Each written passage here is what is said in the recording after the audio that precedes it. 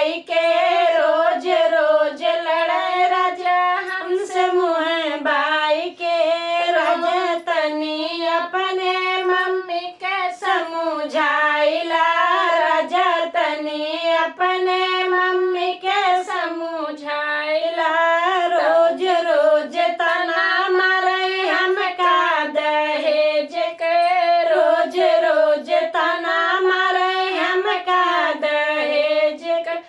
सासू भूखाइल बाटी लागत दहेज के सासू भूखाइल बाटी लागत दहेज के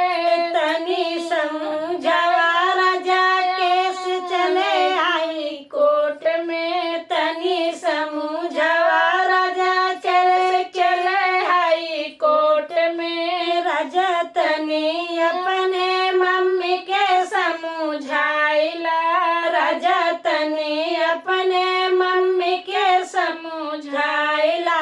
रोज रोज लाजी राजा हमसे मुँह भाई के रोज रोज लड़े राजा हमसे मुँह भाई के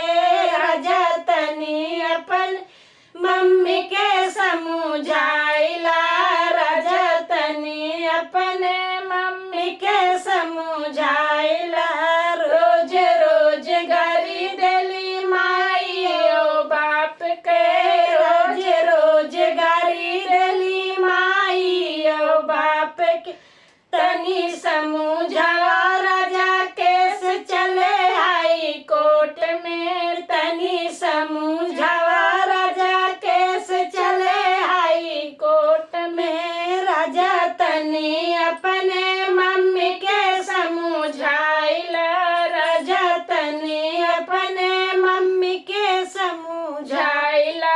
रोज रोज लड़े राजा हमसे मुँह भाई के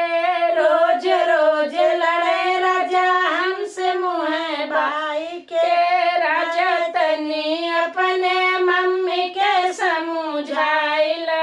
राजा तनी अपने मम्मी के समझाइला ना चाही बेटा बहू ना उनकर प्यार हो ना चाही बेटा बहू ना उनकर प्यार हो